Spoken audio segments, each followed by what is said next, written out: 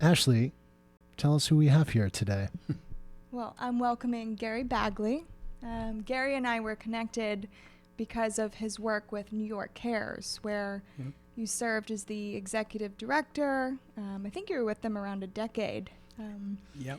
And I know that since then you've been helping to coach leaders of nonprofit organizations and boards of directors. You have an amazing newsletter where you're providing a lot of advice to social impact organizations. And also, you're serving on the New York State Commission of National and Community Service. Yep. So you're really an expert in volunteerism, which is what we're all about here. And we're excited to dive into that conversation with you today. So just to get us started, could you tell us about your first experience volunteering? That's such a great question. I think like a lot of folks from my generation, frankly, I grew up and I was a Boy Scout, a Cub Scout, then a Boy Scout, and community service was kind of baked into that experience. And, so I never questioned it. I never thought of it as an add-on in my life. I just thought of it as something I was supposed to be doing. I also do like to point out to folks that civic life was modeled in a very different way to people, I would say, pre-social media, right? Pre-kind of common internet experiences. Because to have these experiences, you needed to actually go somewhere and do something. And to engage with other people, it meant you were face-to-face with them. So, my mom volunteered at the school and on the auxiliary, and these were just common things because people also did these things to connect socially. We gave back to connect socially. So those are the very early experiences. I would say that probably the more, I'll call it dramatic moment, is when I'm older. It's, we're in the 1980s in New York City, and the AIDS crisis is in front of all of us, as well as the crack epidemic. And, New York City, like many big urban areas, was really struggling. And I felt like I needed to do something. I wasn't sure what it was. But I reached out to a group called the Actors Fund. They happened to put an ad saying that they were looking for people to volunteer as buddies to people living with AIDS. And I thought, well, I feel lucky, that's something I should do. And, the experience just, utterly changed my view of not just what was happening in the city, but then it was also saw like that an individual really can be filling gaps in a system that need to be filled, that are critically important, and that there is no system in place, to deal with. So that experience, I think, moved me to thinking about it all in a very different way. Wow. Yeah, Ashley, I can't help but maybe push you a little further to tell us what that's like. Obviously, these are personal experiences, especially these folks with AIDS. But maybe where you're comfortable and on behalf of these human beings, where they might be comfortable, so to speak, in hindsight or with foresight, maybe you can go a little bit more in depth about some of those experiences that changed you. Yeah, it's also, it always does kind of take me back, because at the time that I was doing this, it was pre any treatments, pre any medications. So, somebody with a diagnosis of, at the time we said a diagnosis of AIDS, not HIV, when it was first starting. But, so I was coming in usually somewhere in the last 6 weeks to 2 months of somebody's life. The first client, was, of course, incredibly memorable. And there, really what I did was so practical. Sometimes I look back and go, thank God they needed me to do something just so kind of task-based, but because there were so many emotions to deal with, but his name was John, and excuse me, I helped John get to and from doctor's appointments. He lived up in I think it was 6th floor walk up down in the West Village. Getting up and down 6 flights of stairs, he had an oxygen tank, so he'd have to come off the oxygen tank. I'd get him down the 6 flights of stairs, and then he was first of all very wasted. He was very thin, and he had Kaposi sarcoma, so he had big purple splotches on his face. And so kind of my job was to run down and hail a cab, because they would stop for me. They wouldn't necessarily stop for him. So I'd get the cab, and then I'd kind of rush him in, get him to the hospital, get him home again, and get up the stairs. So it was, and there were more than a couple times where, the panic to get back up the stairs to the oxygen tank, etc., was challenging. So, again, just to see what another human being is going through, to see that there's kind of a very basic help that they need, that there's just nobody there to provide. And that, as a human being, I could fill that particular gap in what was a much bigger issue, right? Like, there are all sorts of systemic problems here that I can't do anything about in the moment. And I would say, and this comes up in a lot of discussions of volunteerism, is, we can be empowered to act, even in a big system where we might feel overwhelmed and like we cannot act. There is always something that you can do. So. Yeah, and we could probably stay on this subject all day, but maybe a little more about navigating a lot of those early stigmas, the lack of information, the sort of misinformation, malinformation. Yeah. What was that like, and how much information did you have at your disposal, and were there elements of fear or anxiety just for yourself navigating that? Yeah, I mean, I would say a couple things. First, the Actors Fund did a beautiful job of training this first round of volunteers. And there's actually, I think, at least 2 other people who were in that first round of volunteers now, 40 years ago, not 40, 30 years ago, where we're still connected. We still have dinner. My first client, John, had so many needs that there were 2 volunteers, my good friend Glenn and me. And so Glenn and I would get together, have dinner, discuss what was happening, with that particular case. So there were really some good bonding. The Actors Fund did a great job of bringing us in for a weekend, making sure we had the most recent information.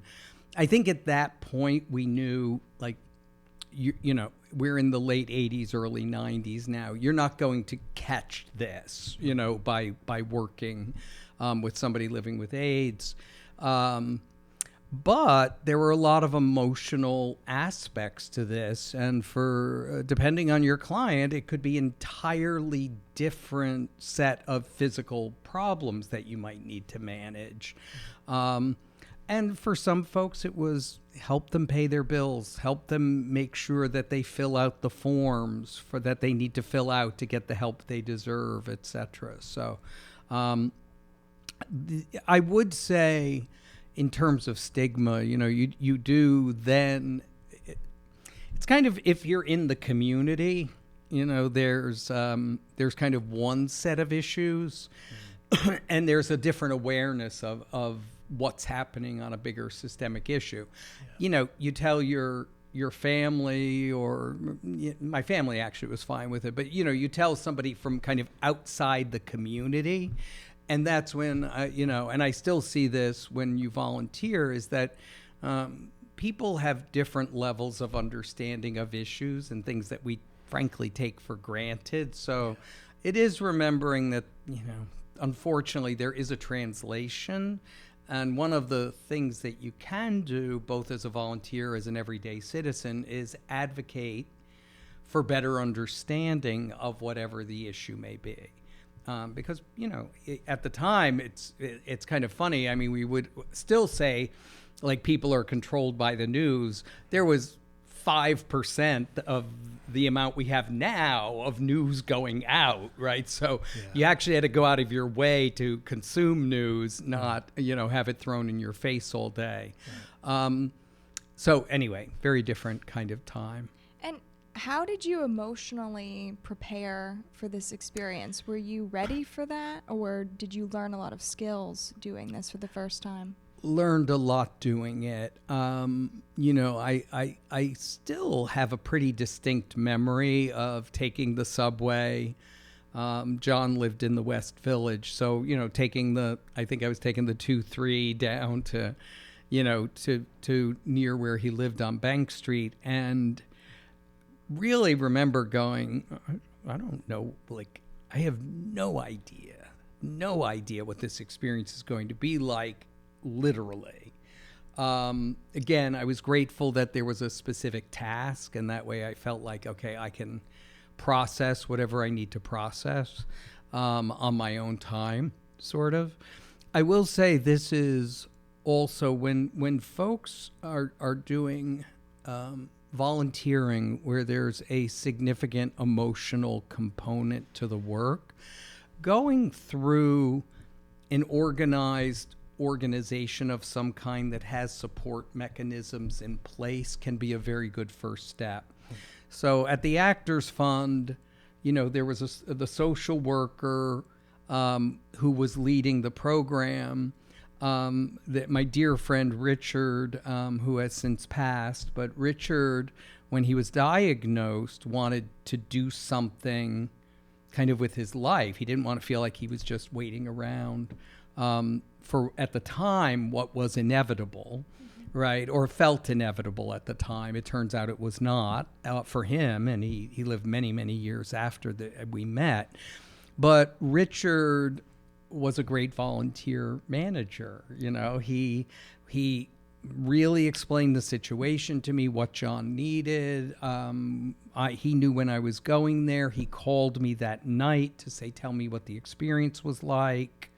Is there anything you need? Is there information? How are you feeling, etc. And Richard was there for that. And so I'm very grateful, because now I look back and I go, wow, I didn't start by, cleaning up Central Park. I kind of went in the deep end, which, had I thought about it, I might have not done that, I guess, right, if I knew then what I know now.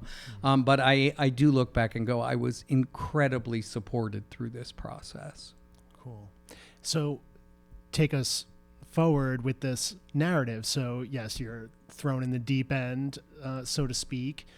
And what was the next step from there? I would imagine there's maybe pressures to engage with, regular jobs, so to speak, and all these things. Also something people navigate to this day, obviously, in terms of where can I fit volunteerism into my life when I'm living in New York City and I have to pay bills.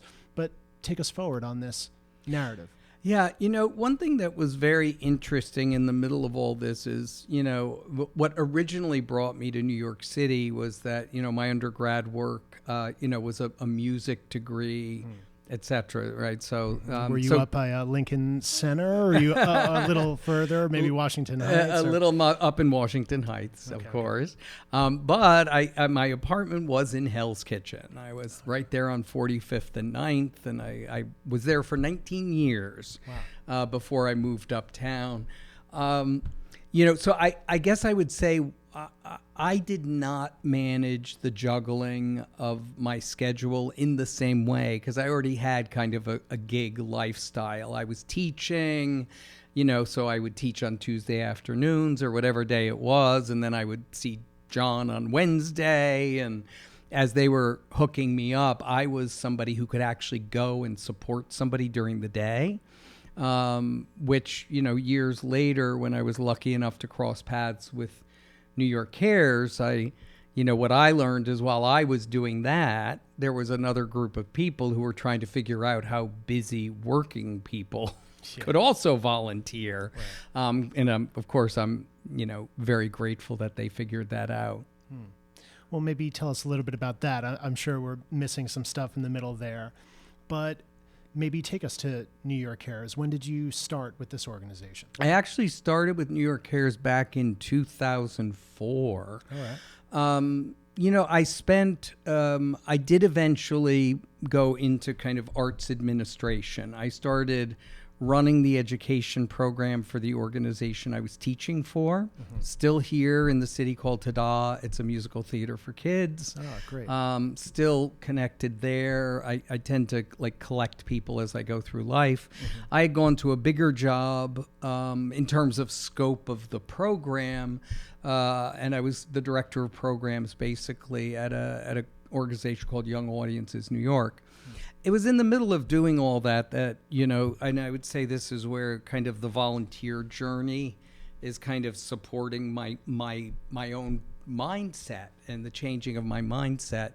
And I had, as I was working in the arts, realized that probably my next move, I wanted to be outside the arts for a variety of reasons.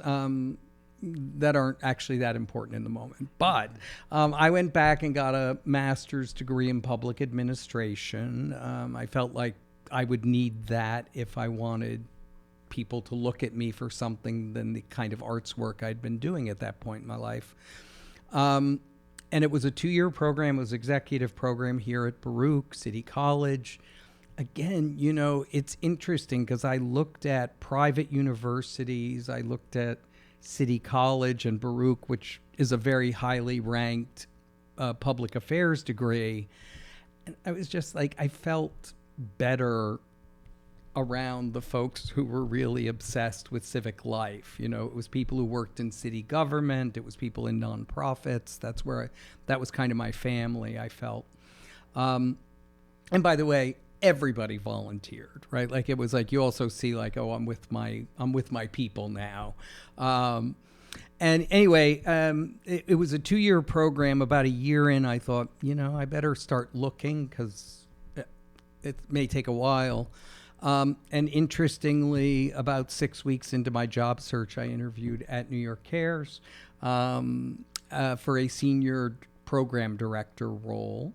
And it was very much structured like the program I was leading that used artists.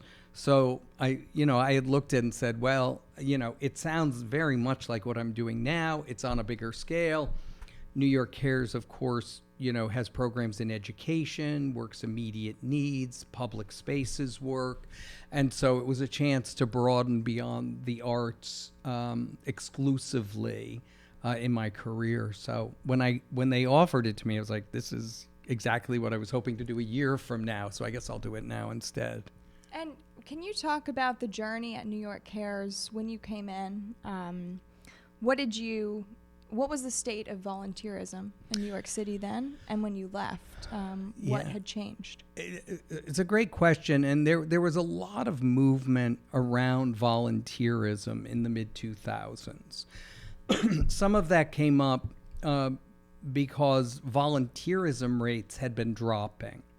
And actually, it's interesting. They were dropping, but they were higher then than they are right now. So there was a moment of trying to think kind of boldly about how can we expand the number of people who give back. And so when I first got to New York Cares, kind of as a programmatic challenge, that was the one that was presented. And, I always tell folks that one of my, I don't know, call it a tragic flaw or an asset. I don't know which one it is. Depends, I guess, on the moment. But when I think something is great, like New York Cares was, and like Tada and Young Audiences, I want everybody to have it, right? I get, you can't get out over your skis and, be providing a bad program. But I'm always thinking, how can we do as much of this as possible well. And so kind of in just my mindset, that was one thing about me. The other thing that was really interesting that the organization was coping with is, in the United States, at least at the time, and at least in the kind of volunteerism we're talking about, it was a pretty white affair, right? It was something that people did when, basically when they had resource, right? And free time is a luxury, right? If you're working 2 jobs trying to support your family and somebody's bullying you to volunteer, it's kind of inappropriate, right?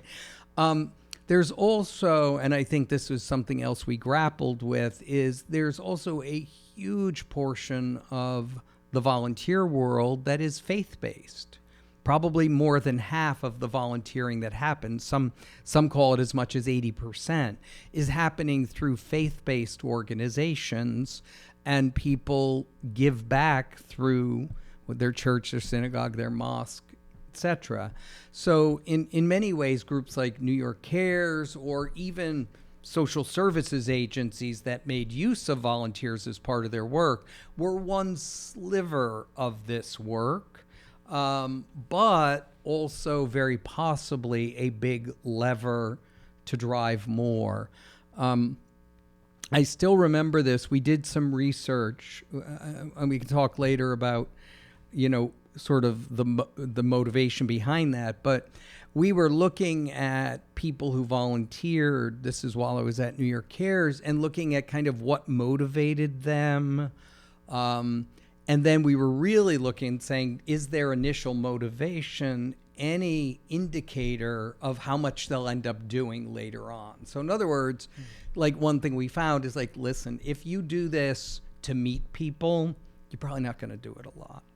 Interestingly, though, the people who did it a lot mentioned that meeting people was a huge benefit. That's interesting. Right. So it was about like, what's motivating this? So, if I'm looking for a date, I might not find one.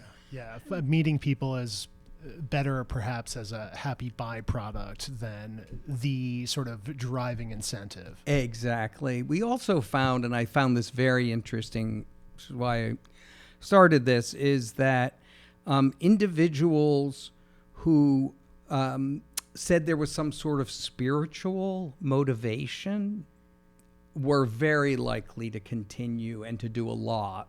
What was then interesting to me is people who attended formal religious services were less likely to. So I became kind of obsessed going, there are these folks who aren't part of sort of a traditional faith-based, journey, but who do find some sort of spiritual reward in this experience. Of course, then I was like, how do you find those people, right? That was me. It was like, I was like, those are the people we're looking for. How do you find these people? Right. Well, very interestingly, we went through a lot of civic groups. One thing, and by the way, now, enter Google, enter things like keywords, right? And I think early in our days of that even kind of being a thing, we were aware that, listen, if you Googled volunteer New York City, we came up, the mayor's, fund came up, like we were always going to be in the top 3 hits there. But that's when we said, well, wait a minute, if somebody Googles basketball Saturday, right? If somebody's looking to do something, then we want them to see that they could be volunteering to coach basketball with some kids, right? And so that's when we started looking for different things you might do on the weekend as you were searching probably for some activity and social connection, right, and trying to work to make sure that volunteerism was at least something that you could choose from. Yeah, really interesting. It's like aligning volunteering with what somebody wants to do with their free time of their own volition. Yeah, I think there's still this prevailing notion that it's work in a soup kitchen and right, like that's where it ends. Right. And I know we're really interested in broadening the definition of what volunteering is or volunteerism is. So I just wanted to make one more point, this notion of, if it's the late 80s, early 90s, perhaps even now, if religious ideologies, the religious cultural lifestyle, whatever that happens to be, might carry its own sort of set of beliefs, perhaps even dogmas, and where might those dogmas conflict with the work and volunteerism that needs to be done. I'm thinking about, the AIDS epidemic in the 80s and a certain community who was, overwhelmingly affected by this. And in the 80s, especially, and to some degree, although this is changing, there's a lot of homophobia. Yeah. There's a tremendous amount of stigma that sort of prevails in religious institutions about queer people, gay people. Yeah. And I'm just thinking, if religious individuals, self-identifying religious individuals, come into contact with, let's say, the needs of the gay community, if you will, are they running into some sort of conflict there inherently? And how is that bridged, or how is that navigated, right? So if that's the driving thing, and yet there's this community that needs to be served, how is that surmounted? And perhaps, did you even run into that back in the 80s, early 90s? Yeah, I mean, we ran into it in different ways, and in the kind of the world of volunteerism, a lot of organizations will talk about service learning, right? So those are experiences where I'm specifically designing a service experience so you can also learn about the issue. Second kind of stream that and I've seen this through my whole career, is use the example of a soup kitchen, right? There are folks who can just go there every week and serve a meal, and like that scratches the itch that they felt. What I see is far more common is that people do start to say, hey, how come I'm seeing the same person in this line and I've been here a year and a half? Yeah. Like, why, what else is happening in this system, right? That this person can't leave that, this soup line. And that's when we do see, that issues are systemic, right? Like somebody who is in the soup kitchen line, it is probably not the only service they need. Could be.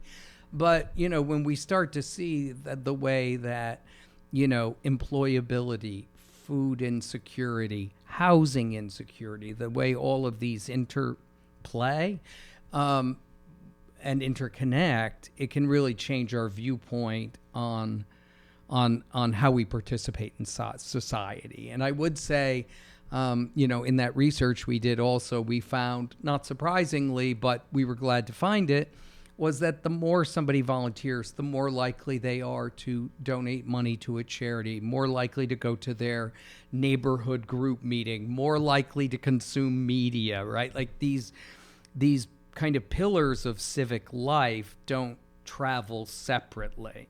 It's very rare that you have somebody like who volunteers and then doesn't pay attention to anything else. I would say, this question of kind of stigma, certain issues always can run very deep. I mean, up front, I always tell people, I would say this when I was at New York Cares, I still say it, it's true, on the state commission, it's true of all the network of volunteer groups, is, as one good colleague of mine always said, is volunteerism is purple. Right? We want everyone to, there you go. That's why I wore my purple today. That's it. I didn't realize I'd worn it for that reason.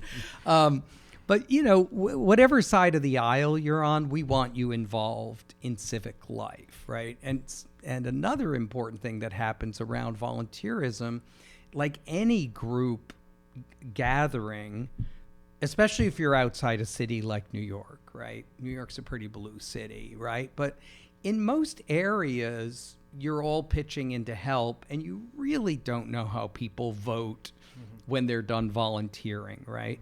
But in the volunteer experience, in meeting up after, that is where some like real civic discussion can happen, where people can disagree. Like, we know that it is harder for me to look you in the eye and tell you that I abhor your beliefs, right? Like, it's actually important that you not be in front of me, right? Which is why the engagement around social media is so challenging, right? Like, I can just yell in whatever I want into the void. When you're standing in front of me, I actually have to deal with you. As much as people say, oh, I would get up and leave, it's like, they really don't, right? Like, they figure out how to have a conversation. So I do think that is the power of service. And then I would say, one other memory I have, and I think this is from my time at New York Cares, which is sometimes you have to open up the conversation with people to say, hey, what questions do you have about this issue? Can we provide information? It's accepting that even if a person thinks they have no stigmas, they do, right? We all do. We're human. We come in with conscious and unconscious biases about the person we're helping, the issue they're facing, and those things will all rise up to meet you when you go to serve, right? So this is another reason why, especially like in service learning experiences, there's a chance to reflect after the experience. So I do encourage folks, to not just serve and then go to the office or go out for brunch or whatever it is you're going to do, but to give yourself a space just to say, like, what did I learn today that I didn't know before the experience? Is there anything I learned that challenged my belief system, right? And where might I get more information on this, right? If we just come out of it with a few reflection questions, this can be a very deep learning experience. You mentioned that volunteerism has been declining Yeah. overall, and I wonder if you can talk about how do we reverse that trend? Do you think Yeah. it's possible? And if so, what are the major elements of how we go about that? I'm an optimist, so yes, it can be turned around. The pandemic threw everybody a curveball. And, a few things, though, that came out of that is now, I saw the number, I think it's 18% or somewhere in that vicinity of volunteer experiences are now virtual, right? So I remember, at first we were like, oh no, somebody's not going to be able to sit and read with a child. And then we were like, well, virtually, I can probably get more people reading to students in if you're Manhattan-centric, outer Brooklyn, outer Queens, than I could when I needed them to take the subway there, right? So how can we encourage that experience? I think that's an opportunity. I will say it comes with a huge challenge, right? Which is it's a pretty sanitary experience, sitting on this side of the Zoom while you're on that side of the Zoom. And we're all feeling that in our work lives. Like, can I really sit and stare at my computer screen 8 hours a day? Right. The answer is yes, I can, but it's not good for me, right? Like, it's just not good. And there's a point when you go, I need to see a human being, or get your hands involved, get your hands dirty, exactly, or get in it, right? That perhaps that's intrinsic, that's important to the so-called work, is being hands-on. Yes. Right? So it's like, yes, you can do these things that can be facilitated virtually, but is it satiating that desire? Exactly. And we're finding that in work, right? We don't feel as connected to our coworkers, right? We don't feel as connected to the issues. Ironically, though, people have gotten so used to sitting like on back-to-back Zoom that they can't imagine taking the subway all the way to Brooklyn to read to somebody, for an hour. And you're like, we used to do that. or returning to the potentially difficult social anxieties that come with being in the so-called office space, or, or returning to work, returning to the office. Yeah. Most people don't complain about their workload. They do, but not exclusively, but the inter-office politics and so behaving in a way that isn't really conducive to work or a healthy atmosphere. Right. So. Yeah. And right now, and I mean, teachers feel this. I think volunteers feel it. A lot of people feel like, hey, the toolkit I used, I don't have anymore. Or it's like a significant number of tools have been moved out of it. And there are the folks who are doing, a lot of strategizing around, like, how do you build team in a virtual setting? And, we do forget this. A few friends of mine remind me, like, I worked virtually before the pandemic. Like, my company was virtual and, we figured it out. Like, we didn't kind of sit and bellyache about it all the time. But as I also say, those were folks who intentionally said, I want a remote experience.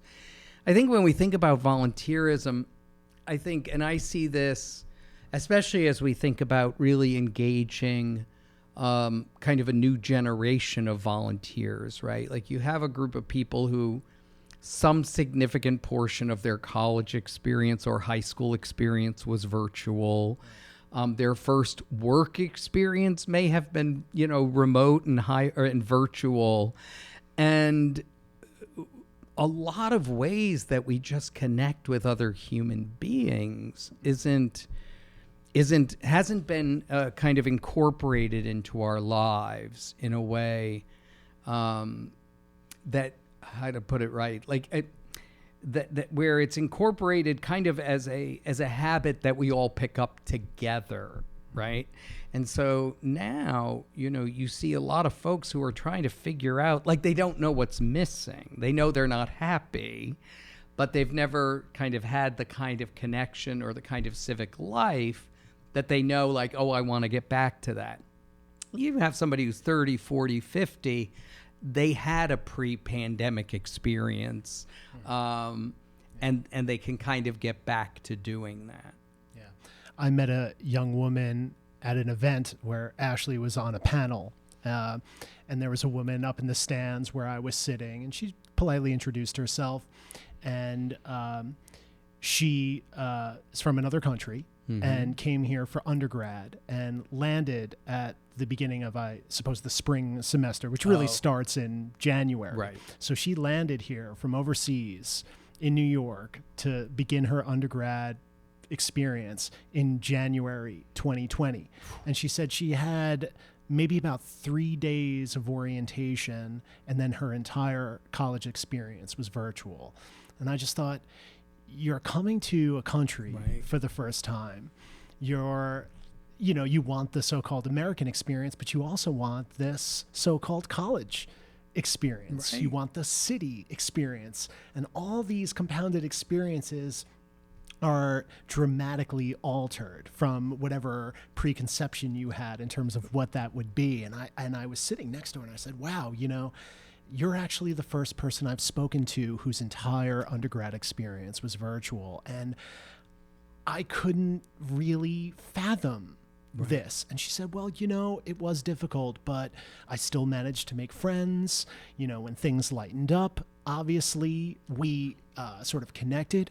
But what was interesting was, obviously if you're starting in 2020 and you're doing a 4-year degree, you might think, well, those later years, you had to be in person. And what they found was the freshmen, the sophomores had become so conditioned to the virtual experience that that's what the experience was. And many of them did not want to return, even the teachers, that the virtual experience became the experience. And I just thought, wow, that's so interesting how this definition of the college experience was altered dramatically, like out of left field, like a comet out of left field, but then was so ingrained that it was difficult to move away from that experience. So I just found that to be so shocking. And also to be removed from Right. January 2020 to this degree. So yes. And I just wanted to make one more point there was volunteerism, but then also this notion of companionship, to be somebody's companion. And, you know, the virtual experience is certainly better than nothing. You know, if we're talking about a loneliness epidemic, which may be tethered to legitimate epidemics, a pandemic, et cetera. But, you know, we are these, mammals, you know, Right. and what does it mean to be close to somebody physically? And how important is that really for us as a being, Right. as a highly conscious, hopefully, animal, to be somebody's companion physically, and how important that seems to be to volunteering, right? Yeah. So anyway, I just wanted to make that point there. Yeah, and I mean, there's a lot of research. There's still a lot of debate around it that, you know, we often go back and we think of Darwin and survival of the fittest, and the reality is those of us who have survived the longest also have an ability to collaborate, work with, and bond with other people, right? As we think about groups, right, there is an urge for us to come together to feel like we're a part of something, and some would argue that that's like the reason human beings have survived this long, is it's our ability to come together and figure things out that most other animals can't do. Can you talk about volunteerism and some systemic problems today? Like if I were to say, what top 3 systemic problems could a mass movement of volunteerism really make a dent in? What comes to mind? Well, you know, I think the top 3. That's Ashley going hard. You know. There you go, right? I tell you. No, I think the systemic issues, you know, are so kind of, you know, interwoven. I often would think in terms of, like, because this is how we thought about it, you know, or I thought about it for 15 years, you know, is that there's this kind of, what are the immediate needs? And I think there's a huge around hunger in particular, and housing, right? These are 2 very basic needs. They consume a huge amount of volunteer effort. They are also facing major budget cuts, right, in the current administration. So I do think there's an opportunity there for individuals to understand kind of more deeply how their service connects to what's happening more broadly in the world, and then hopefully develop a group of, I would call them advocates. You know, I don't know the answer to this next one, but I think there's a massive opportunity around what I would just call base social justice, right? And, you know, we're in a moment where for anybody, you know, who was alive at the pandemic, right, we do remember distinctly that it's, you know, pandemic end of March. But last week in May, we're facing the murder of George Floyd. And one thing that the pandemic made us all, I think, many of us much more aware of, was there was a racial disparity, right? People of color were much more likely to get COVID, to not have access to health care, you know, and I think then you start with that and you go to the murder of George Floyd, and I think folks felt a need to use their voice toward advancing sort of the deeper question of just equality and what that is in our country. So I think right now those volunteer efforts are less of kind of the hands-on.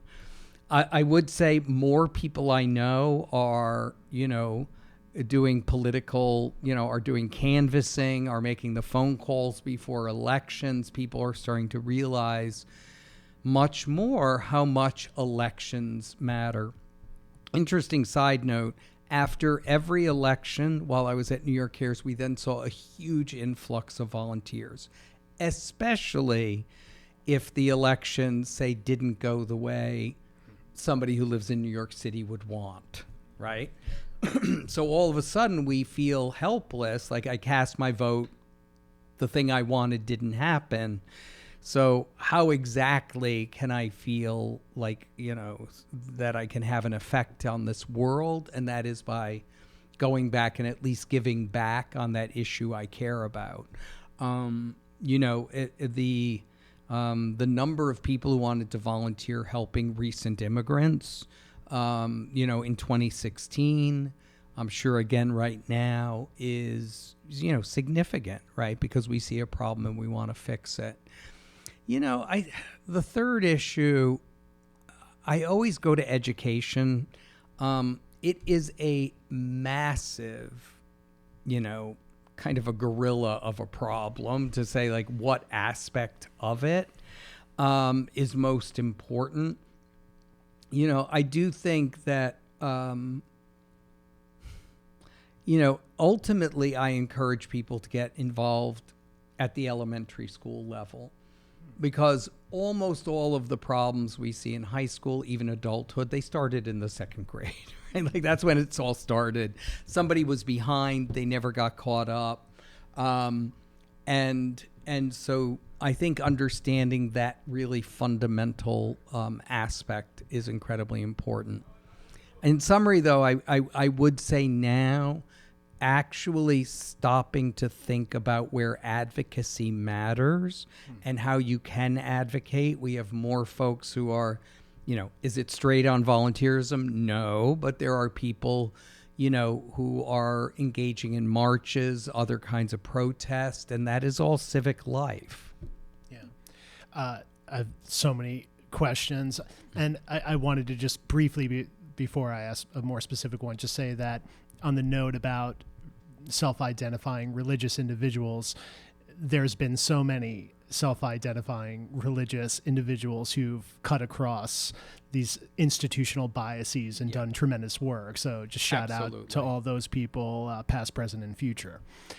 Before we go a little bit more broad or perhaps in depth on specific initiatives, I was just hoping, and you touched on this a little bit briefly there, what does New York Cares do specifically as a platform on the internet, a series of individuals, how that connects to organizations and fundraising? Tell us a little bit about New York Cares, maybe when it was founded and by whom, and really what does it do specifically? Well, I always loved telling the founding story because New York Cares has a founding story that it still lives today. And basically, in the mid to late 80s, there were a group of friends who wanted to volunteer. When they tried to, they were unable to for a few reasons. First was they had jobs, and most everybody wanted them during the day, or to make a commitment level that the kind of jobs they had really didn't permit. The other was that when we talk about those kind of core issues, right, folks wanted to help people get into the workforce. They wanted to help people living with AIDS. That this is what they wanted to do. But often, if you found your way to an agency, they didn't have a volunteer program, and, they might have you stuff a few envelopes because they felt guilty about not being able to use you. So the founding was always centered on creating meaningful experiences, and on the other side of it, that didn't require a significant commitment, right? If I only have 1 hour this year, I want that hour to be as impactful as possible. So New York Cares, really what the first executive director and the founding board, they all sort of figured out was that, as I always said, the real issue was not volunteer interest. I always tell people, we always had more volunteers than we had programming to provide them. The real capacity constraint was on the nonprofit or the school side, right? Like they didn't have the capacity to manage a group of 20 people coming in. They didn't have the time to think about like what should they be doing, what would be the most help, what does our school need exactly. So most of the capacity of New York Cares went to working with the nonprofits and public school partners, scoping out, what is something you need that volunteers are a good solution for. And of course, at a certain point in our history, we also can come and say, like, here's 30 ideas that have worked in other settings. So a lot of times, folks couldn't imagine what volunteers could do, right? You got a lot of, no, we don't need any. Well, could you use this? Could you use that? And then all of a sudden they're like, well, sure. Yeah. So I would say most of our efforts went there. The second thing that I think New York Cares in its founding and its structure, I always say I was lucky I jumped into like something that was running really beautifully and it was a great program model. So was just really honored to kind of fuel the engine that put people out into the world. But the other thing that allowed New York Cares to run at such scale was a volunteer team leader. And basically the organization trains individuals who, when you sign up for a volunteer program, when you show up on the day, and even as you're being prepared in advance, you're being prepared and then met and managed by another volunteer on the day. So these are folks who go through additional training on how to lead a program. They're connected to the site. You show up and you can have a streamlined and experience and be kind of put right to work because there's somebody who's watching out, right? Like, if you're going to, transitional housing or a public school, like, let's face it, if something comes up, a teacher should go to the kid, not the volunteer, right? And that kind of thing happens in those settings all the time. A volunteer manager could make sure that the volunteer project was happening, et cetera. So I often, have, sort of bragged on the model because it was so smart. And at least in my tenure, I've now been gone for over 3 years. But, my suspicion is that program model is still alive and well. I always say we would like tweak the dials, make it better than it was, provide better training, more connection between our volunteers. But that model like empowered the organization, first of all, just to go to scale. When I, at one point in my tenure, just pre-COVID, because COVID changed all the way organizations worked, but, we had, I think, a team of about 75 maybe. Every year they made about 20,000 projects happen that engaged about 50,000 volunteers, and that was through a group of 1,200, 1,300 volunteer team leaders who coordinated with staff. So when you just think of 70 people being able to make 20,000 events happen per year, it's pretty intense. No doubt. You mentioned this sort of like compounding awareness due to COVID. Yeah. George Floyd, Breonna Taylor, list goes on. Yeah. There was a tremendous amount of money coming into various organizations. Now, obviously, with the new administration, a lot of organizations being often dramatically defunded. Yeah. Various parties saying the results of this are potentially catastrophic, if not deadly, in a widespread capacity. And I'm sure a lot of that's true. And, here on this platform in particular, it's about getting into this, all the nuance and understanding, as I mentioned earlier, that nothing really deserves to be painted with a super broad brush necessarily. Right. But what has proven to be an issue is the misappropriation and the misallocation of funds. Yeah. And, the feelings about whether or not it's misappropriated might differ, often perhaps by the person who does the donating or the person who does the allocating. But that being said, perhaps during your tenure, how did you deal with, prevent, respond to the misappropriation and misallocation of funds? We hear often, and this varies depending on the organization, the level of crises, etc., but oftentimes, if at all, a very small percentage of the donation lands at the desired place for the desired cause.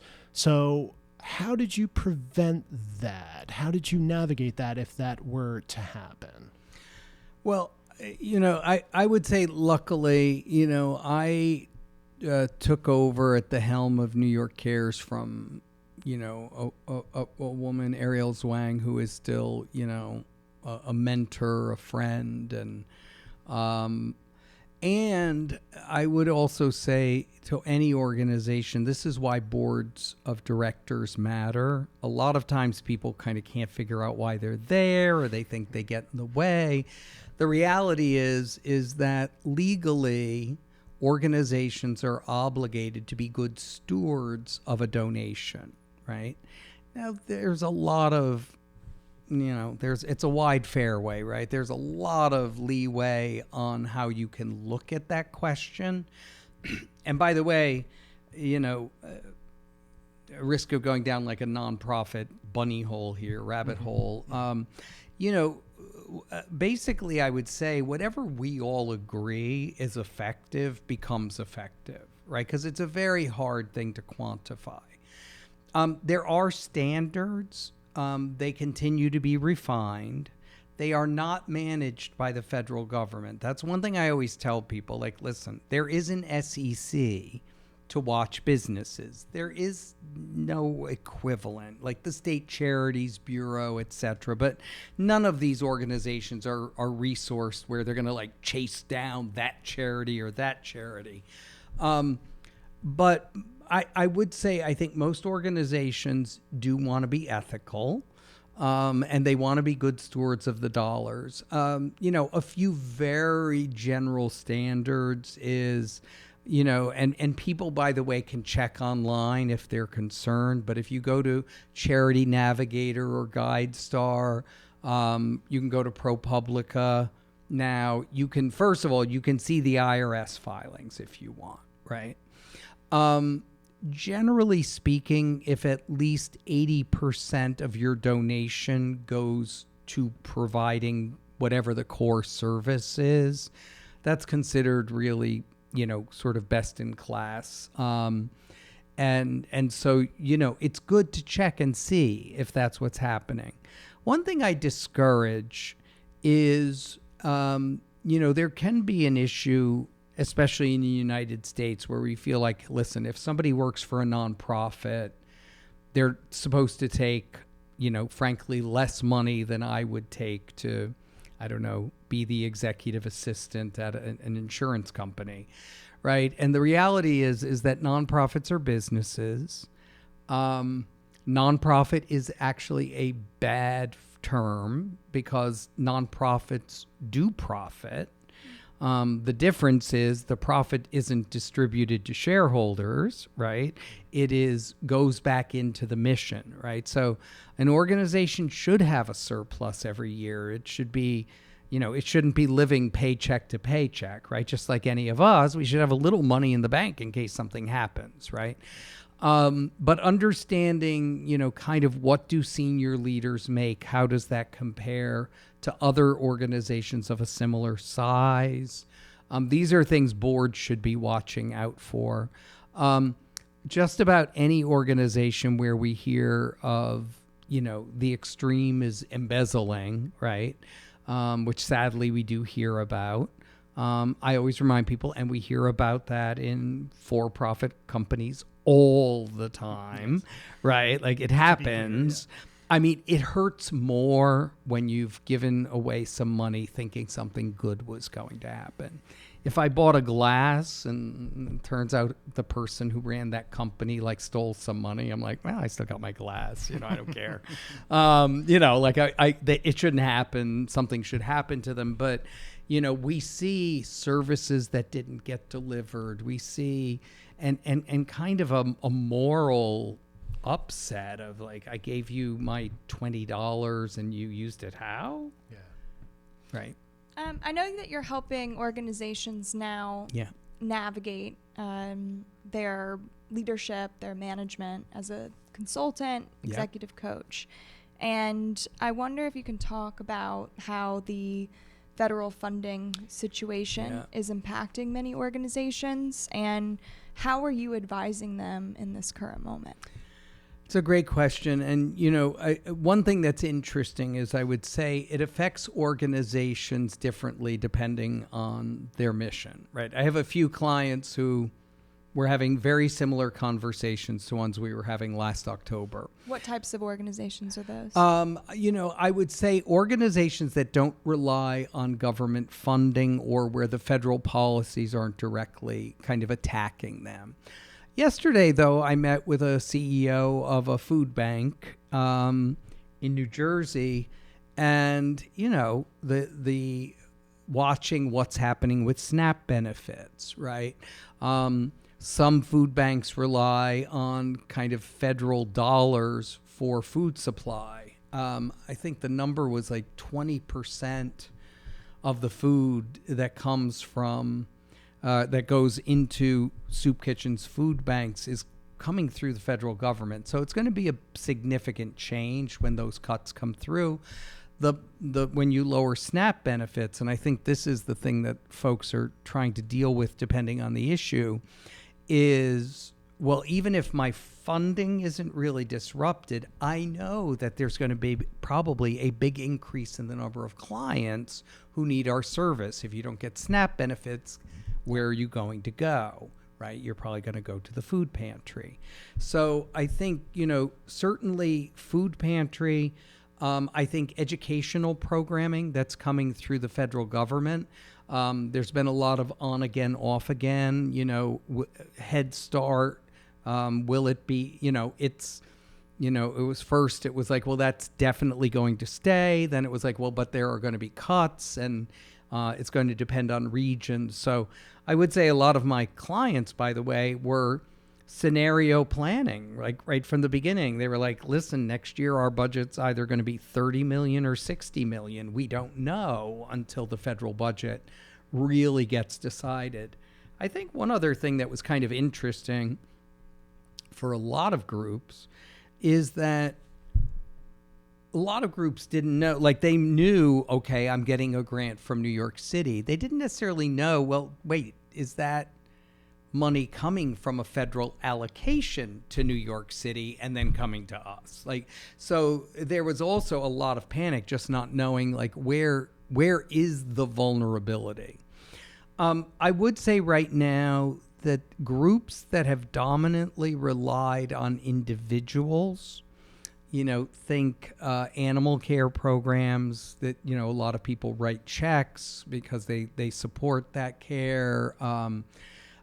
Even food banks, that is a place where people, do give individual dollars. Some of the big names, around like healthcare, or I should say kind of health services like a Make-A-Wish, they're not as reliant on federal funding.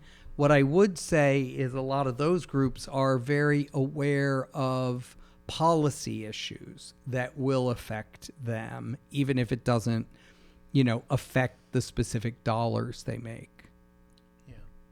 Are you advising them to get more involved in volunteerism if their budgets are going to be affected? Yeah, it is interesting. I always encourage it. I would say that a lot of the groups I'm working with kind of have a pretty robust structure around volunteering. But I would say, and this happened with the cutting of AmeriCorps at the end of April, is, there were groups that had hundreds of thousands of dollars in allocations to, prepare young people to serve.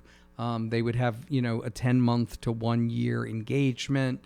And most of the organizations that use AmeriCorps do, both train the individual, it's workforce readiness, but they're delivering core programming through that. So I think a lot of groups, yes, I advise them to look at volunteerism. And there are a number of groups right now who are questioning, can I use unstipended volunteers for this, right? One thing, and I would say this when I was at New York Cares, I've always felt this way, is that, there are things that we can do that are appropriate for a volunteer, that can be done in 1 time, 2 times, whatever it may be. And then there's a class of issues where I don't want to lie to people and say, like, you can have a big difference by reading to a child for 1 hour. Yeah, you gotta stick it out, and you might need some training. And the person might need, like, I even think back to my own original volunteer experience. If I had not had the training and ongoing support to understand what a person living with AIDS was going through, I could have done more harm than good. Right. Ashley and I were talking about what this notion of no child left behind means. There's political connotations, there's every connotation tethered to this sort of evolving phrase, for better or worse. And I can't go a day without seeing an article talking about literacy rates plummeting. Yeah. And whose responsibility that is. So just on this platform here, right, and give us all the solutions now. Okay. No. But I want to talk a little bit about something as seemingly obvious as the importance of reading comprehension, not only as a child, but as an adult. We're inundated with screens, we're scrolling, sometimes doom scrolling, I'm sure you've heard. And we're all guilty of that, and sometimes it's okay to check out for a little bit and give your brain a rest and have the images roll over you. Okay. But, I'm a writer too, right, but I'm a huge advocate for reading. I'm always reading. I'm not virtue signaling about reading, but I must advocate for what it does for your mind, what it does for your soul. But from your perspective, with your history, and just bringing up this notion of what it means to read to someone, and, going in for potentially the long haul. And I'm asking, even from my perspective, as somebody who loves to read and would love to share the joy of reading, what does that mean for you? And what is the messaging out there in terms of whose responsibility is it? I was lucky that, my parents liked to read, and they kind of understood what it meant. And perhaps they even had some disposable time to read to me or throw books at me or take me to the library. If you're working a bunch of jobs and you're completely burnt out at the end of the day, perhaps you yourself as a parent struggled with reading. Perhaps what's being emphasized in your school at all ages, reading might be de-emphasized as opposed to, making space for perhaps other skill sets, which might be more practical. But from your perspective, with your history, what would you say on this big sort of subject, reading, literacy, reading comprehension, and where the responsibility is potentially shared? That's a very deep question. Well, I mean, one thing we're dealing with now is, like, is it the state's job? Is it the federal government's job? Are they somehow managing this together in terms of providing a system? I think the other thing that comes up is that for each of us, first, we do engage in the behaviors that were modeled for us, right? So if our parents read, we probably read. If our parents read to us, we probably learned to fall in love with reading. one place where volunteerism figures in prominently is there are a lot of reasons that parents aren't able to read to their kids. English might be their second language. They may be learning English themselves, right? And so that's where volunteers providing that engagement with literature really does matter. The other thing, and the other reason I just think it's so fundamental, is reading makes us both, we have a venue, or an avenue rather, for being curious about the world, right? We can follow our curiosity, we can learn more. And then, generally speaking, reading comes with some sort of process for analysis, right? So we question this thing I read. Do I really believe it? Is, as we get older, is there research?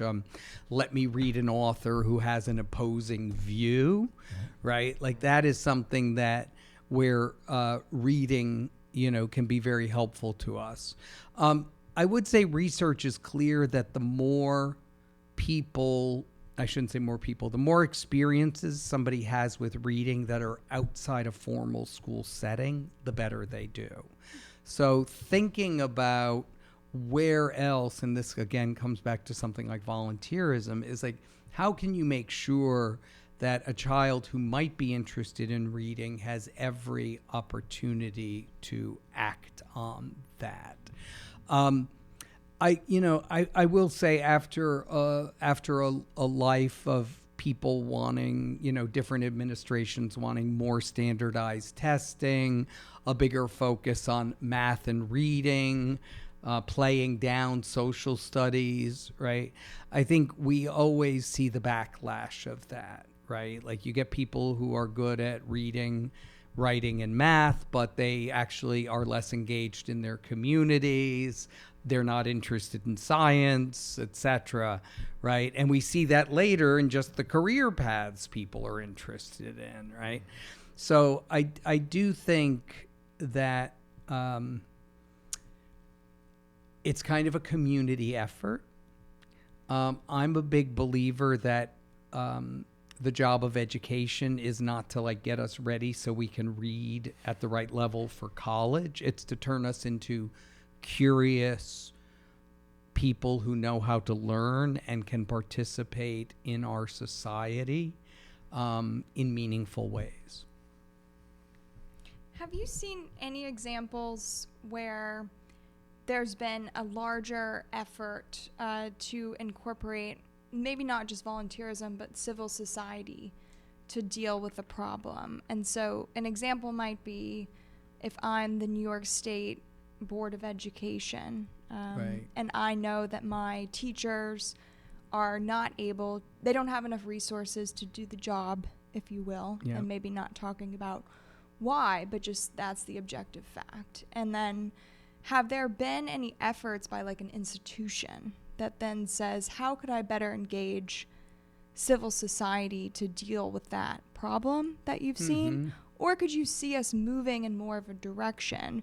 Because it seems like right now we have people that volunteer, and then we have nonprofit organizations, and we have larger institutions, if you think about it as an ecosystem. Right.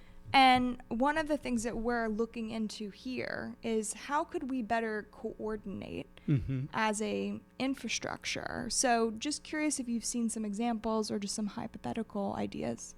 Yeah, a couple that were very interesting to me is after, the financial crash of 08, 09, excuse me, there was a big realization that there were going to be a bunch of people out there who needed but could not afford legal support, right? So there were a number of efforts where, sometimes it was through people in the state system.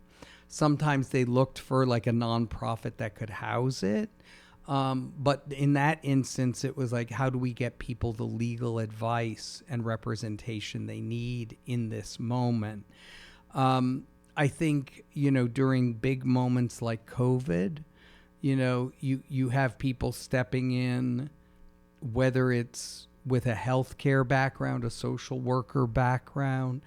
In the early days of the pandemic, through New York Cares, we made, I think it was about 85,000 calls to people isolated, whether it was veterans, seniors, people living in transitional housing, who basically, the support network was gone, and the socialization. So you do see people step in and kind of, if you will, almost flood the system at those kind of bigger, more dramatic moments. It's interesting because it's kind of a hybrid, but there are organizations, say Teach for America, City Year, where there's this hybrid of primarily relying on AmeriCorps members who then provide the frontline service. And so whether we would call it pure volunteerism or not, those were large organized efforts to make use of service so that we could address, in both cases, it's bigger educational issues, and expose the person who's serving to the issue in a deeper way, so that hopefully it also changes their career trajectory and how they think of their own future through this learning experience. Yeah. I have like big words rolling around in my head, and one is values. Mm-hmm. The other one is expertise. The other one is liability. And I'm just thinking about our national parks that are really under fire in terms of being sufficiently funded. Mm-hmm. And Ashley and I were out in the Southwest earlier this year, and we're very lucky to check out one park to the next.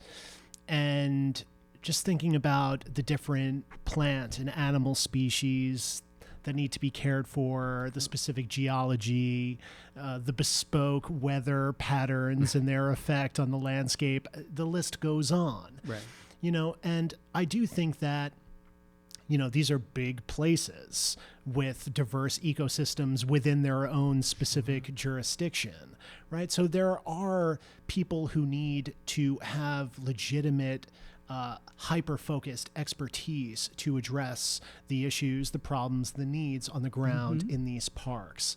And I think with volunteering, you mentioned Central Park earlier, and we do need to clean some stuff up, and hopefully we can all still bend over and pick up a plastic cup and put it where it belongs, But then there's also this notion of, if funding is disappearing, and these efforts on the ground can be supplemented perhaps by volunteers, where does expertise and liability come into play?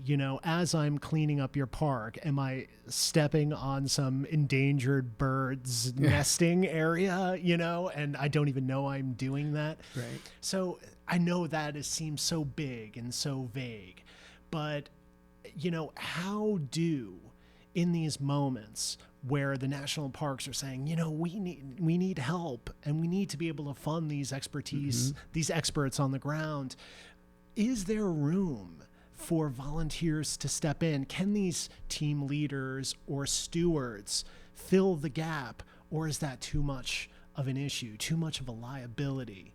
Yeah, it's a great question. And, I'm a pretty firm believer that volunteers are a great solution. They're not every solution, right?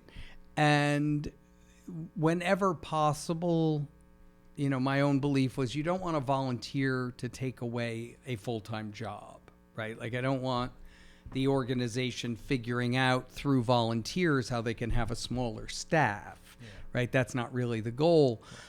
So when you come up against expertise, I think that's one of the responsibilities, whether it's the park, whether it's the school, whether it's, the food pantry, to understand that this person, has the skills that are necessary for the job, If you're bringing in volunteers kind of off the street, then the assumption is this is something that somebody off the street probably knows, right? So when we look at certain things, we go, can you stack groceries? Can you hand out food? Probably. Yeah, I probably don't need a deep training program.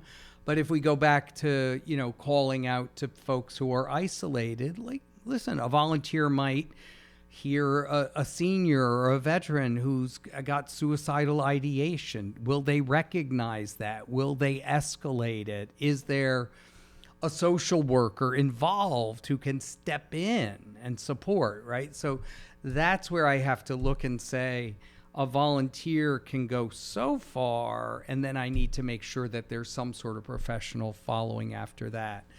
It's interesting when you said liability. My first thought went to the organizations who bring in the volunteer and say, like, listen, somebody can cut themselves, somebody can step on something. Most organizations have waivers. A volunteer says, like, listen, I realize that what I'm doing is something, I could potentially get hurt doing, and therefore I'm not, holding the organization liable. But I do think going in the other direction to say, the volunteer is also liable in one regard to providing a good level of service when they get there. One thing I used to say quite a bit, and I still say when I'm working with organizations, is volunteers are employees who get paid with something other than money, right? So the systems to support them are actually the same as kind of an HR area. We see this. You work in a small organization. They don't have the budget for HR. The employees have one certain kind of experience, right? As we grow, we're able to provide the employee a better and better experience. So, if the organization is still at small and scrappy, the volunteer experience is going to be scrappy as well.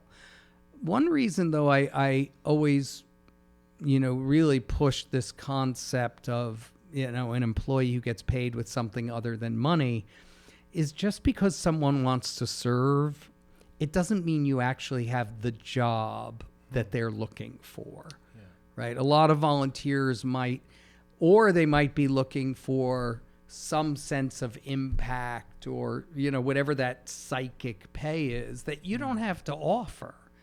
And the same way you wouldn't hire an employee just because they want to work at your company. On the agency side, we do have to dare to say, thank you, I'm glad you're interested. We don't have that kind of opportunity right now. And if you're very gracious, you might say, I'll connect you with organizations that I think might benefit from the kind of service that you want to give. Yeah, the matchmaking element Huge. Is important. Yeah. Can you talk a little bit about the importance of seeing progress to volunteers? Do you find that volunteers need to see that they're making a difference? And do you find that if they don't feel they're making a difference, that can actually decrease their ability to, or their likelihood to volunteer in the future? 100% yes. I think, that psychic pay that the volunteer gets is the belief that they've made a difference. Where I think it's important, and this is where kind of service learning or some kind of learning about the deeper issue is important. Like if somebody thinks I'm going to go tutor a high school student and after 3 sessions they're going to jump up and down for joy every time I've come here, they don't know what a high school student is like, right? Also, if you're dealing with somebody, who's learning English as a second language, like what you expect in terms of impact may or may not be practical or realistic. I will say, I think that is why so many people volunteer around basic needs, right? There was a line of people who needed food. We fed them. I'm out of here, right? I followed a student through the entire school year, and I didn't notice, they didn't have any epiphanies that I noticed, can be very hard. Yeah. But if you understand the issue, then you say, here's why showing up every time is important. And from the volunteer kind of the organizational side, they can be sure to share, like, hey, here's something that happened when you weren't here, right? We've seen some great progress in Ashley. We have, by the way. Have we? You're doing really well. Thank you. Good for you. Good for you. Right. So that's where I think the education becomes important, because otherwise people like lean away from some of these problems that are deep systemic. And no, you're not going to show up for 2 hours and go, oh my gosh, this kid now reads on a whole grade level higher than when I got here. It doesn't work like that. Yeah. So. And there's so many people in this professional sphere, working individuals. Yeah. I'm thinking about teachers experiencing burnout. I have a friend who's an immigration attorney. Oh. She's pulling her hair out. Are these people who are employed, sometimes gainfully employed and compensated in a substantial manner, are experiencing that burnout? And perhaps staying just for a moment on liability, it is hot time summer in the city here. It's a little toasty. We got some studio lights on, so we're not going to keep you too much longer before we all melt here, But I did mention values earlier.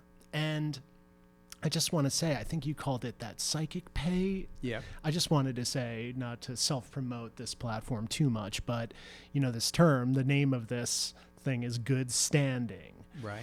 And one thing we like to do is just kind of ask people like what that means to them. It could have a spiritual connotation. It could be the most bureaucratic administrative thing. It's a little bit of both. But just this notion of psychic pay, right? Fundamental to this whole operation here is this notion that perhaps the thing that binds us the most, independent of our, unique value set, is when you do something good for someone, you feel something, and it feels like you're being deeply, cosmically compensated. And that feeling, we believe, is the antidote to burnout, or the antidote to despair. So I like this notion of psychic pay. It aligns directly with our whole sort of mission here. That's cool. But now, I am going to ask you a tough question. Oh. Because earlier you talked about maneuvering away from the arts, with a big capital A, to civic engagement. And, I'm still like an art guy. I write about art and I do stuff in the art world. But I found that the values there, and there's some great stuff and great people, but generally I felt like my set of values were moving away from the contemporary art space and, what its own mission ultimately is, as somebody who's been deeply immersed in it for the most part. So I've been very open from the beginning here about this sort of transition. And, nothing perhaps moves me more than like an excellent painting, in the arts, so to speak. I say if you can do something amazing and new on a two-dimensional surface and throw it on a wall, that's an incredibly impressive thing to do. And I'll always be there to engage with it. However, this is here because of this sort of transition, or perhaps some greater matriculation away from promoting and selling luxury art items, or you know what I mean? So I know you said it wasn't the time and the place about 90 minutes ago, but as far as you want to go, maybe now is the time and the place to say, what was that? And I'm sure it was maybe a bunch of things that pushed you into a more civically minded place. And just being here with you, you're probably a great singer, dancer. I'm sure it wasn't talent or energy or drive. Maybe a little, no, maybe me too. I don't know. Yeah. But give us a little something there about what that is. And I just want to say, I don't think this means completely abandoning the arts. The arts and art, whatever it is, enriches our life, beautifies our life, but there's also, the industry and the scene and people jockeying for position and a lot of things that maybe carry a not so positive energy, but from your perspective, where you can go there. Tell us a little bit what that transition was like. I mean, one thing that was interesting for me is almost like a volunteer experience, right? I was, through being able to work with students in classrooms across the 5 boroughs, first as a teacher, right? I was there in person, and I taught. It was kind of they used to call a push-in program, right? So I'd be in one school on Tuesday, a different one on Wednesday, then I'd run up and do an after-school program somewhere else, right? And part of what I from an artist's perspective, I guess, I couldn't unsee how much deeper the problem was than whether this student had access to music or theater. They needed that, right? Like, I also saw how desperately students needed some sort of creativity. In the arts, you are learning critical thinking because it is the creative process. There are so many things like we tried to teach separate.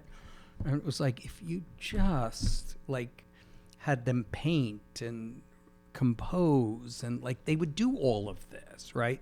So that aspect frustrated me.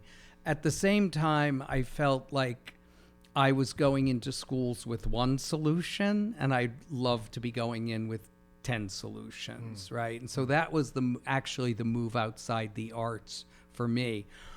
In terms of just making art, whether it's performing or writing, whatever that may be, I do say, mine was a much more basic kind of experience. One thing, for some reason, I've always done in my life, and I now coach people to do this, is very often in my life, I have stopped and just said, hey, if it's 5 years from today and I'm doing the same thing, is that okay? And if it doesn't feel okay, why? What might you want to do? A couple times I did that. Once it left me going, you know what, I've been on buses, doing tours, I've had a blast. I cannot see 5 years from today getting on a bus again, going somewhere else to do some other show, right? I had no idea what was next, but I knew I needed to stop that and make space for whatever this new thing was going to be. Interestingly, when I made that space, some friend of mine asked, would you teach this class? And it was going to be, I think, first or second graders. And at first I thought, oh my God, I'd rather die, right? I can't imagine that. Yeah. Hunger is an amazing motivator. There you go, yeah. I said, I'd love to. Mm-hmm. And then fell in love with it, really fell in love with it. And that totally just changed that trajectory. And then while I was teaching, I kind of had a similar moment, and I went, I don't want to be running to teach after school theater at PS whatever when I'm in my mid 40s. That's not what I want to be doing. And that's when kind of more the administration started. And then, of course, that similar question is what led me eventually to get a graduate degree and go outside the arts. So I often tell people one of the reasons I love New York Cares, it was the first time in my life where I looked 5 years into the future and I said, yeah, I can still see being here. It's really cool gig. And really was self-actualizing for me. Mm-hmm. I will always say, though, around the art, that first shift for me was really about I'd had a chance to experience the realities of making a living in the arts, and I didn't want to do that my whole life. And some people do, and it's wonderful, and they're dear friends. But I was like, yeah, if it's 5 years from now, and I'm still trying to figure out how to get 2 or 3 jobs a year, and having to sublet my apartment, and not feeling it anymore. Yeah. What are we chasing? Who are we serving? Yeah. Well, and we create these images, and this is also something I often say to people when they start a volunteer program is keep your eyes open and allow yourself to be surprised, right? You start with an image of what food equity, environmental justice, like you start with your image of what these things are and how you can hopefully move the needle in those areas. But you will be your best version of yourself if you keep your eyes open, you learn, and you allow yourself to be surprised that the experience isn't the one you imagined, but it still needs you, and here's where. So, you talked a little bit about this paradigm of people who have resources and they're able to help, and then maybe people who are don't have extra time in order to volunteer. And I do think that there's some practical, obvious data around that. Yep. At the same time, I wonder if we can or should be challenging this idea in some ways, and moving into a more empowerment type paradigm, while still understanding there are real constraints there in terms of time. And some of the ideas that we've encountered here or have tossed around ourselves that are maybe going to pilot some programs are things like voluntary cooperatives for basic needs. Yep. So things where, like, for example, in New York City, I think childcare can often be almost like 45% of someone's income for the month or for the year. So if that's how expensive a basic need is, it's really not feasible or sustainable. So that's where we're interested in. Are there different models of, say, care banks where people contribute some time and they earn some credits and they're able to redeem those in a way that works with their schedule? So just curious your thoughts on, can programs like this, voluntary participation, to not just kind of receive things, but also to help collaboratively produce the things that we need? Yeah. First, I'm a big fan. At least at one point, people would reference it as time banking, right? So I give into the system. I also get to draw on it, which, by the way, is the way social capital works, right? Even if we're not in a formal system, if you watch your neighbor's kids one afternoon, the likelihood that they'll watch your kids one afternoon goes way, way up. And by the way, and this goes back, way back to Robert Putnam and Bowling Alone and looking at social capital, part of what they also learned in that research was that you give in, you don't necessarily directly, it's not like karma where you go, I watched your kids, now you watch my kids, right? I kind of give into an ethos, a community value, a feeling, and then someday I may draw on it, not in exactly the same way I gave in, the neighbor who loans me the hammer and whatever it may be. So I do think time banking can work. I think one thing that groups have struggled with is providing the infrastructure so that the people who want to clue in or key in are able to both contribute and then later kind of almost cash in.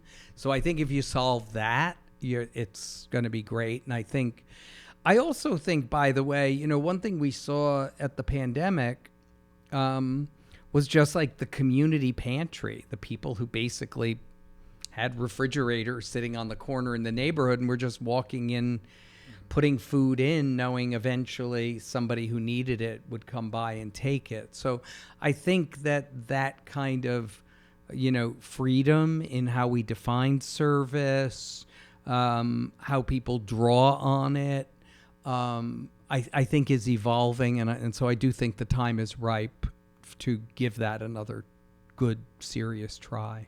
And I wish you a lot of success in it. This is my last one. Okay.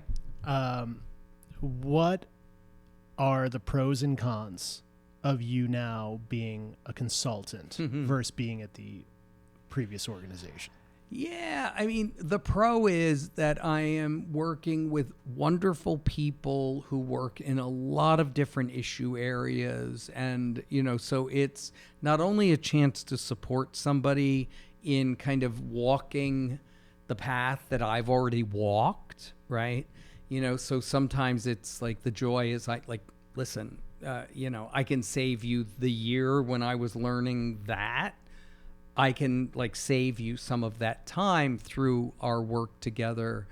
I have clients who are, trade associations, food banks, social services agencies, right?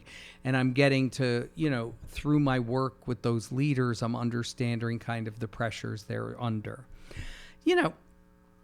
I often say consulting's not a great place for a control freak because, you coach, you provide resource, you provide suggestions, and then whether somebody does it or not is their own choice. Where leading an organization, it's not, you don't have ultimate control because you're bringing everybody along, and you don't win every battle you take up, you're not a winner. But at the same time, you can see your own viewpoint push through to the end of something. Consultants don't really get that.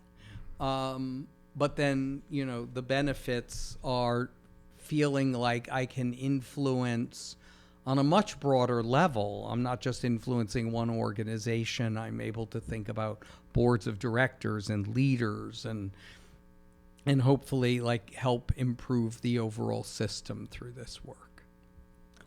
Well, I would say I think you are. Oh, thank you. Thank you. Well, thank you so much, Gary. I think you answered a lot of burning questions that we honestly talk a lot about here, building this platform and thinking about ways to address some of these issues. So thank you so much. Of course. And do let us know how we can plug into some of these initiatives. Great. And if anybody in your network wants to come and chat and talk about what they're up to, let us know. I will do that. Thanks so much. Oh, thank you. It's been great. And thanks for, asking good questions and making me think. There you go. All right. Thanks so much. Thank you.